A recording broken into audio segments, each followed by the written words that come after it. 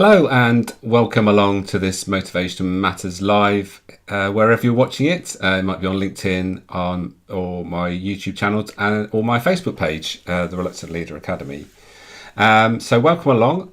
This idea for a webinar around holding up the mirror came from some 10-minute presentations I did at some networking meetings recently, and I thought, well, it's such a big and important topic that 10 minutes just doesn't do it justice. So rather than just record a video about it, I thought, well, I'll go live and share the importance of understanding yourself. So without, let's just, if you want to know a bit more about what I do, then I wrote a book all about motivation, and you can get that direct from me, or you can buy it from Amazon in ebook, Kindle version, or in the paperback version. And I'm going to be touching on some of the topics that I have shared in that book, especially a 7-step process. So without further ado, let's crack on with the content. So there's my book again. That's why I do what I do. As I mentioned, you can get that from me or from Amazon. This is the 7-step process of how I work with my clients. I call it how to get the measure of your business, and you'll see there are 7 steps that go round the motivated logo, and starts with mirror, and that's where we're going to concentrate today. So there are 7 steps in building what I call a business that sets you free. But the important thing to also remember is there's 2 other elements which I cover in the book as well, and that is finding a way to enjoy the journey. Sometimes we get too focused on the end goal and don't enjoy the day-to-day. Sometimes that can be quite trying, but we've got to find a way, otherwise it gets a problem. And the other thing is to look after yourself, and look after yourself physically, mentally, emotionally, and spiritually, and that's key to maintaining your energy. So looking after yourself is really important. So there's no point in me showing you how to build a business if you're not looking after yourself and also not enjoying the journey. So with that out the way, then, what I'm going to be talking about today is the importance of step 1, which is the mirror. The mirror is when we put up something to give us some feedback, so we understand how we see the world and also how other people maybe perceive us, which is a key part of not only understanding yourself, but actually if you move on to leading a team, you've got to know the impact that you have on those around you, in a good way and maybe in a more challenging way for your team. So that's what we're going to focus on there, the mirror. And the reason why I sort of decided that let's go back to basics and just step through these steps that I created in the book is I've reread this book recently. It's the 7 Habits of Highly Effective People, written by Stephen Covey. It's a classic book. It's been around for years, and there is so much in it that he shares in the 7 Habits that it's well worth a read. And I was reading it again probably for the 3rd or 4th time, as I said. And one of the things that stood out to me was that he said this: until we take how we see ourselves and how we see others into account, we will be unable to understand how others see and feel about themselves and their world. Unaware, we would project our intention on their behaviour and call ourselves objective. And that is the problem, because we only see the world as we see it. And we can be in a room with 20 people and they would all be experiencing the world in a different way. I haven't got time to go into all the reasons why that might be, but I'm going to give you some ideas about that, how that might be in a while, where I put up the mirror to my clients in a particular way so they understand certain aspects of what they're about. So just to emphasize this concept, I want you to look at this picture. Now, you might have seen this before, so if you have, then you'd know what this is all about. But what I want you to do, wherever you are watching this, I want you to put in the comments what you see. Not exactly what you see, just with one word. Do you see an image which represents something that is old, or do you see something that represents something that's maybe quite young? And it's quite an interesting thing to do in a group of maybe 20 people or so, because different people will be seeing different things, and it's the same image, so people are seeing different things. And that's the thing that we've got to remember, is that people are seeing different things, and so they are acting on that information. So we've got to make sure that we are all acting on the same information, but accepting that other people will see things in a different way, which is in many respects, when you're building a team, good, because you don't want everybody just seeing the same thing and doing the same thing. You want people to have a different view of the world and a different idea around how to solve a problem. So have a think about that, and put your answer into the comments and see what. I'd be interested to see how many people put old or young. So let's go on to.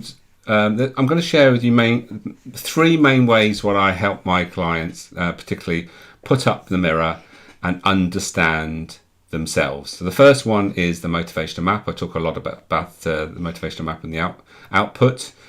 These are the 9 motivations for work. Now, we are all a combination of all 9. The key is that the motivational map puts them in order for us. So an order being the most important to us down to the least important.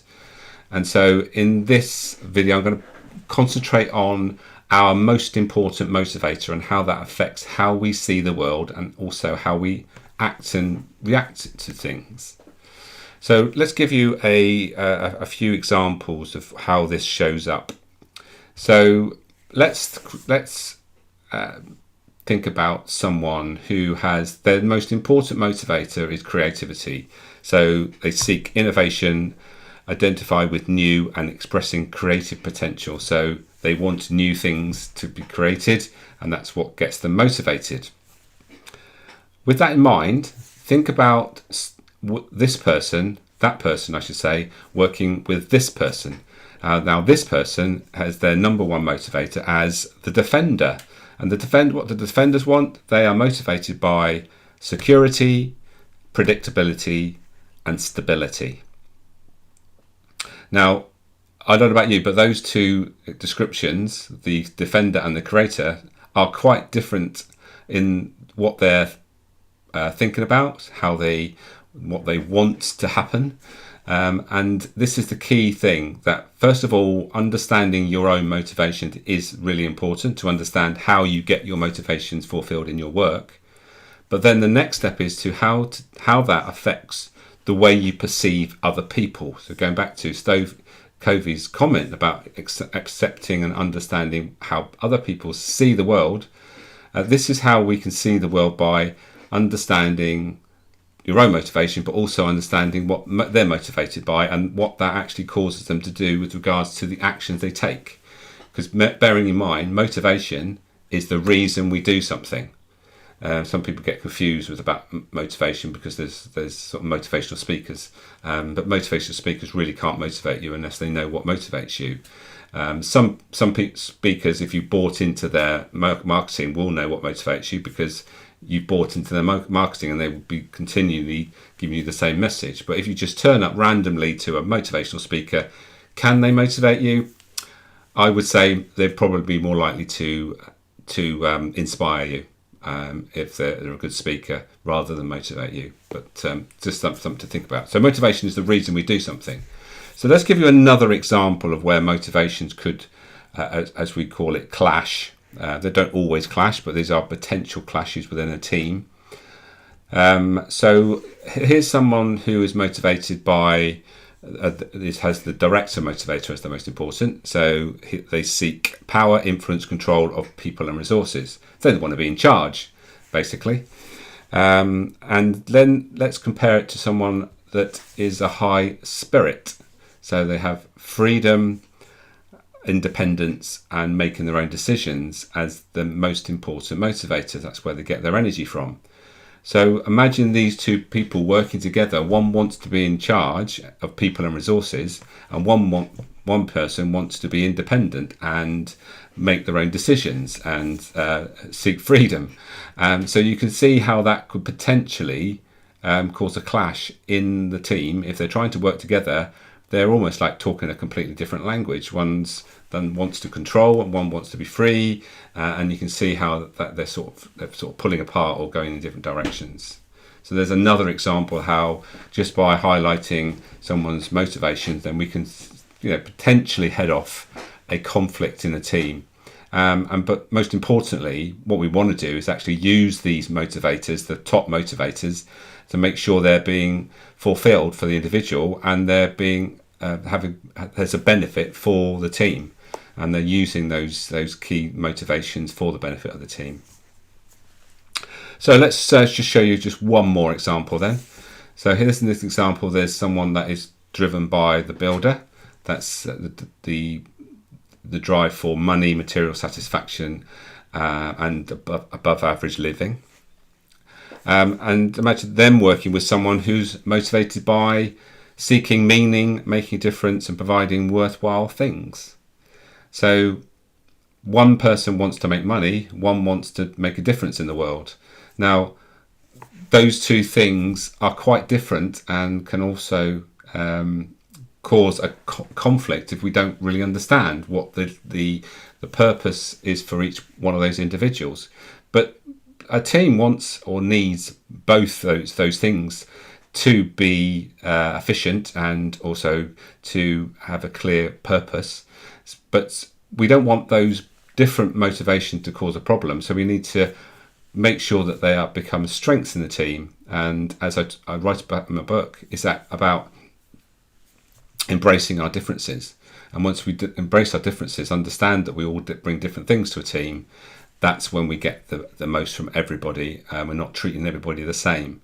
Because if you treat somebody that wants to make money and wants to make material returns, the same as someone that wants to make a difference or talk in the same language to them, then you're going to get quite different responses.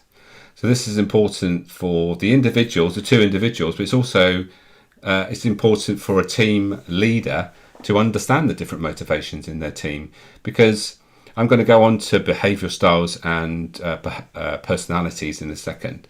But most conflicts, I would suggest, are not really personality conflicts. They're motivational conflicts where people just see things completely different and want something completely different from their role.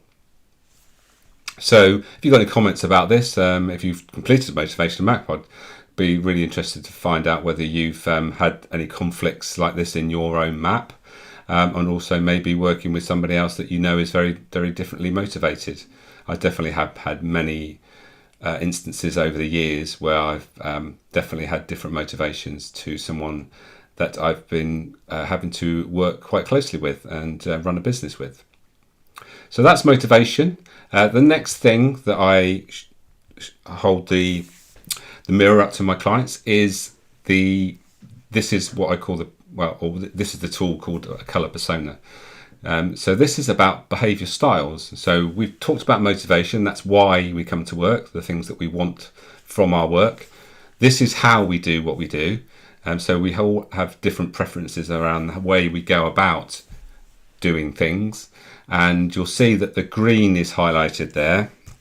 And that is my preferred behavioural style. And it's important to remember preferred because we can all adapt.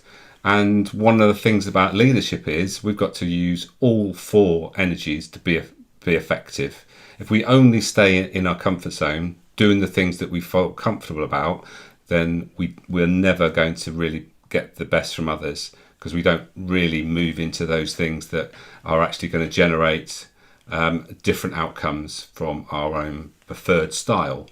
If you've not ever completed what we call a psychometric or behavioural style report, then get in touch.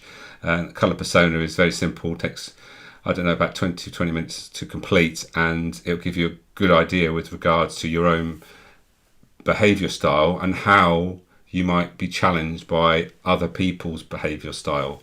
So I'm going to share with you my challenge with regards to my behavior style. I'm green, as I say, and I've worked quite regularly with people that are quite red in the way that they approach things. So let's just go back to the green and just give you an example, a description of the behaviour style. So for a green, greens are calm and submissive. They wish for peace and quiet, a simple life free of worries and conflict, comprising to achieve peace is more important than being right. Yeah, so that's a brief overview with regards to somebody who has a green behavioural style predominantly. Compare that with someone who has red as a predominant style. Reds are tough, strong, focused and determined. They set their mind on a goal and strive to achieve it, to get things done. They do not back down when challenged. Quite a different thing there, isn't there? And I would almost say that they're quite opposite. And we can track that by putting it on what we call a wheel. So you'll see I'm there on the wheel. I'm bottom right there in the green zone, as it were. And we can then, other people would show up as in this team wheel in different places. So somebody that was green would show up in that quadrant. And it's the opposites that give us the biggest challenge. Biggest challenge being that they approach things a lot different to us. So these things can become a problem unless you shine the light on them. If you shine a light on them, it allows the team to understand, oh, I understand, I do things that way, they do them that way, there's no right or wrong. And we can embrace that and realise that it's not something that we want to allow to become a problem in the team. Just by shining a light on it can just change the way people see different behaviours. So that is a look into behaviour styles. And the third thing I want to shine a light on is this model, which is the 5 elements communication tool. And if you think about it, this is a way that we should approach every single problem that we need to overcome. And let's step you through these 5 elements, and then I'll give you an example of how they work. So first of all, we need to start by checking where we are, analysing accurate and be reflective about where we are. We start there, and then from there we then start with regards to a vision. And a vision is about where we want to be in the future. So, it might be around, let's say, building a house. You might have checked that the house now doesn't really work for us, so we need to change it. So the vision is, well, what does that new house look like? What elements does it have to have? How many bedrooms? What size the kitchen? How big the garden? What facilities does it have to have? So a vision with regards to what it looks like, and so you know what you're moving towards. And once you've made that vision and set it, and it's important to do that obviously with your team, whoever's involved, then you need to start planning how that's going to work. How are we going to get it to come into fruition? What's the time scale? All those sort of things.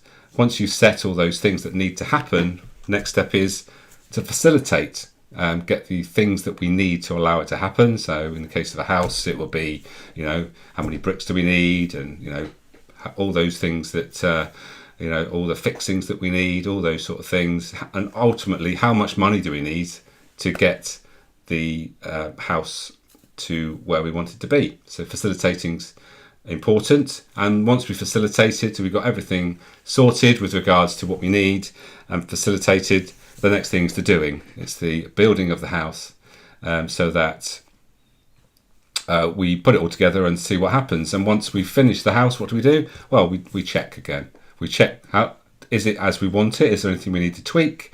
And so it carries on. We can also use this with regards to something as simple as on a shopping trip. Checking would be, well, what we've got in the cupboards. Visioning is, right, what do we need for the meals we need for the next week or so? Planning is, right, okay, where are we going to go? What day are we going to go? Facilitating is, well, how much money have we got to spend? What sort of supermarket are we going to go to? Is it going to be the nearest, or is it going to be we're going to be a bit further to have a bigger choice? Facilitating, and then the doing. What you obviously then do the shopping. Once you've done the shopping, you come back and you check what you got, and after the week, you check to see that whether you had the things you needed for those recipes that you wanted to cook for the week, and then you start again, and so it goes on. So you can see this model. So why am I sharing this? So it's really important to understand that we're not all good at every point in this process. Some people will pay more attention to one part than the others. So again, to share where I'm strong. So where I'm strong in particular is visioning and facilitating. So those are the things that I naturally go to. But the other steps in the process, I either don't spend enough time on, or I might completely miss. And so I need somebody else to fill in the gaps. So that's where a team can really make a difference with regards to filling in the gaps where you're not so strong. You don't focus on those sort of parts of the process. And imagine having a team that's only ever sort of focusing on visioning and facilitating, and no one's really thinking about doing and planning. Are you actually going to be able to achieve what you need to achieve without that? I would suggest not. So this is another important way to put the mirror up to understand where do you focus and where are the gaps with regards to support within your team, and you want to make sure that everybody's paying enough attention to all 5 steps in the process. Right. As we have time, I didn't know whether we would. We've got 5 minutes or so. So I'm just going to share a little bit more around highlighting, particularly around leadership, how holding up the mirror in leadership is important. So we've already touched on behaviour styles. Behaviour styles have a bigger influence on the way that we lead. But this is a competency wheel, according to the Liberator, which is the leadership program that I use. And this is the wheel, and you'll see on the outside there's 4 steps: the visioning, mobilizing, developing, enabling. So that's what we call this 4-step process. But the first thing I want to do is to go to the center. The center in the middle there is what we call the hub. It holds everything together, and this is where we need to maintain what we call a high challenge, high support mindset. And that's backed up by positive regard and genuineness. Positive regard is for treating everybody in the same way and realizing that everyone brings something different to the team. Again, going back to what we've just shared around the motivations, the behavior styles, and the communication styles with the 5-step process. Realizing that everyone's different and bring different things. And genuineness is about making sure that you notice things that aren't right and genuinely give feedback to make sure that when they're off track, you bring them back on track as soon as possible. And doing that genuinely is the important thing. So you're consistent with everybody in your team. You don't favour anybody particularly. You can quite easily fall into the trap of favouring people, because we tend to be attracted to people that are like us. So if you're just treating people that are like you in a particular way and everybody else in a different way, then in a leadership position, that's not going to serve you very well. So maintaining this is important, and what we do is it needs to be in a balance. So you need to be high challenge and high support in balance. There's no point in being high challenge one day and high support the next day. It's always be in a position of high challenge, high support, and being consistent. And the thing with this is it's easier said than done. It's something that you practice and practice and practice, and you won't always get it right. But the more you practice it, the more you'll get it right as time goes by. So that's one thing with regards to leadership, and making sure that we're aware of our natural tendency to be either more supportive or more challenging. And then once we have that, then we can then adapt our style to make sure that we are increasing what we are maybe not using enough of, to making sure we're in balance with challenge and support. Something else we look at with regards to is the different leadership styles. So if you think about, this is what we call about being situationally consistent. So we can't just treat everybody and every situation the same way. We've got to adapt, and that goes back to the 4 types of leadership, the way or how we do it. These are different leadership styles that we need to always remember that we need to use them in balance. So what have we got? We've got directing. So directing is where we are when we are at the initial stages of a project. We need to be very directive and clear about what we want and what the outcome is we're working towards. And we need to make sure we spend enough time and being clear about that. So directing is sort of the first style to be really aware of and to use. The next one is mentoring. So that's when we start to things start to move and start to happen, and we as experts are really standing side by side with our team and being really active in the way things are done, and we're noticing things and also being quite helpful in regards to the way things should be done on a day-to-day basis. The next step is then to step back a bit, to be more coaching. So you've seen your team; they're able to survive without you. You know they don't need you there all the time, but so you become more of a coach and you support them. Coaching is a little bit stepped off. It's a bit more of a pull rather than a push, and coaching is something that every leader should be using at different stages in the process. And then finally, delegating. Delegating is what most people are very poor at. They think they're delegating because they're giving people tasks to do, but they're not delegating the task itself. So delegating is important to understand that really true delegation is when you don't have to make the decisions. Those decisions are made by somebody else. So that is ways in which I put up the mirror to my clients with regards to their leadership style. So we've got a couple of minutes just to wrap up then. You can read all about my journey and also the 7-step process together with the 2 extra steps with regards to looking after yourself and enjoying the journey in my book. And you can get that direct from me at my website, thereluctantleader.academy, or from Amazon. Going forward, I run the Motivated Business Club, which is basically me helping you, standing side by side with you on a day-to-day, teaching the 7 steps, implementing them, being on call. And yes, there's coaching. Starts at $195 a month, which includes a coaching session, and it's a one-to-one session, not group. And always available is a call me anytime to discuss anything that crops up and you just want me as a sounding board.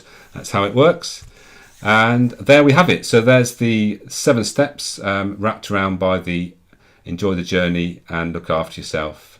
Don't forget to do that because otherwise, what's the point? All right, thank you for those that joined me live, wherever you join me live. I will be back, I don't know when, but there'll be probably a little while, and I'll come back and maybe talk about the next step, which is the evaluating stage. If you have any comments, please don't hesitate to leave them. I'd really like to hear from you. And if there's anything that you particularly like about those ways that I shine a light on and hold the mirror up to my clients, then get in touch and we can chat about how you might be able to take 1 or 2 of those things to get more idea of how you're seeing the world and how that might be affecting the way you lead. So just a reminder, there's my book again, as I've mentioned a few times. So that's it, 30 minutes. Still lots I've got lots more that I could share with you, but I'll wrap up now. Thank you again for those that joined live, and I will see you again shortly for another Motivation Matters live, either live on LinkedIn or on my YouTube channels. Bye for now.